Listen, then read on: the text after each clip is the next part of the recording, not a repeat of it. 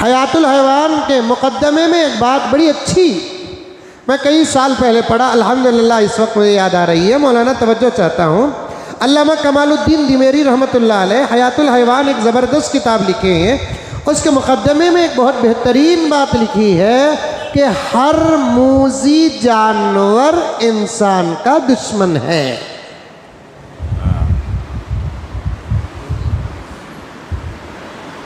उससे दोस्ती की उम्मीद नहीं रख सकते आप। अगर वो दोस्ती करता है तो वो उसकी मजबूरी होगी, या वो हमको मोहलत दे रहा है, या नहीं तो वो हमारी वजह से मगलूब है। मौका मिलते ही वो हमको ज़रूर डसेगा, मौका मिलते ही वो ज़रूर हमको काटेगा, मौका मिलते ही वो हमको ज़रूर मारेगा। हर दरिंदा और हर मूज़ी इंसान का दुश्मन है। देखे नहीं कि कई लोगों के हादिसे घरों के अंदर अपने पालतू जानवरों से हुए हैं। बच्चों से ज़्यादा प्यार करके जानवरों को पालते, लेकिन हादिसा उन्हीं से हुआ। कुत्तों से प्यार और मोहब्बत तो इस वक्त दुनिया का एक मिजाज बन चुका है, मगरिबी ममालिक की आदत बन चुकी है। कुत्तों से प्यार और मोहब्बत, कुत्तों को पालना। मेरे पास वो रिपोर्ट भी मौजूद है कि चंद दिन पहले एक बहुत बड़ी मालदार औरत अपनी पूरी प्रॉपर्टी कुत्ते के नाम कर दी।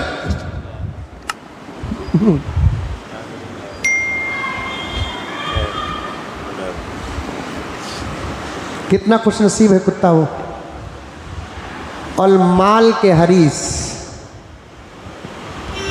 मैं बड़ी एहतियात के साथ ये जुमला कह रहा हूँ कि माल के जो हरीस होते हैं, हलाल और हराम की तमीज़ किए बग़ैर माल को हासिल करना ज़िंदगी का मकसद और कामयाबी समझते हैं। मेरे इस छोटे से वाक़ये को सुनकर सोचते होंगे, ऐ काश के हम वो खुशनसीब कुत्ता होते।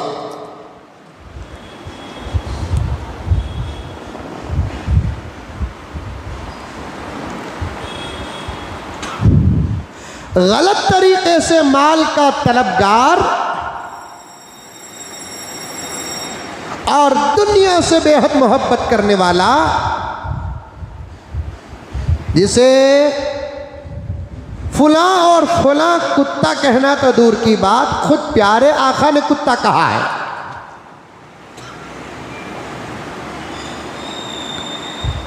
अब दुनिया जीफा, दुनिया एक मुर्दार है, मुर्दार, जिंदा जानवर नहीं, मुर्दार है दुनिया। तालिबुहा किलाब, इस दुनिया का तलबगार कुत्ता है।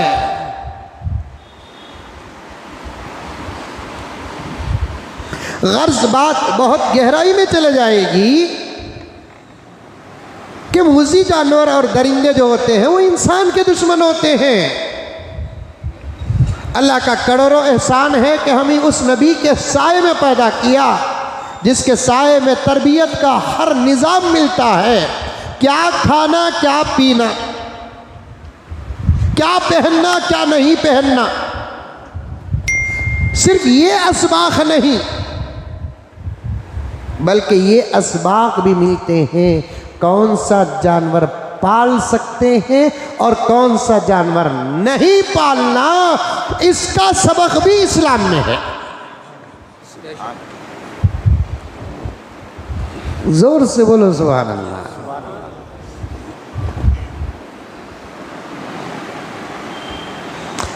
कई साल पहले मेरे वालिद साहब रहमतुल्लाह अलैह जिंदा थे। वो ऐसे टेलीफोन, वो फ़ोन ऐसा उठाते ना, क्या बोलते हैं उसे, रिसीव, लैंडलाइन फ़ोन का ज़माना था, घर में भी फ़ोन था। तो जैसे इस ज़माने में लोग हमारे से सवालात करते हैं, अब्बा जान से भी सवालात करते थे और दूसरे उलमा से भी सवालात करते हैं। करना चाहिए, अच्छी बात है। मैं तो बड़ी अहमियत बताता हूँ सवाल करने की कि एक साहब वालिद साहब को बज़रिए फ़ोन के सवाल कर रहे हैं कि मौलाना कुत्ता पाल सकते क्या।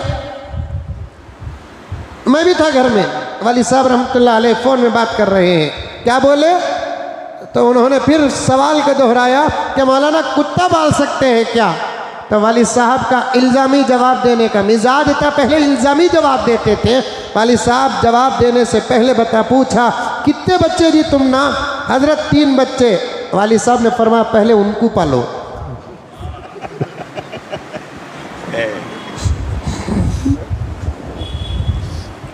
क्या जरूरत है?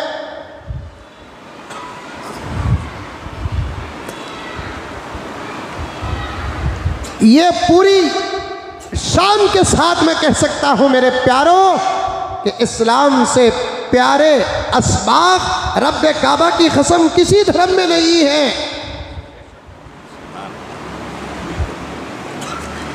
मूजी जानवर पर बात आ गई, तवज्जो के साथ सुनो।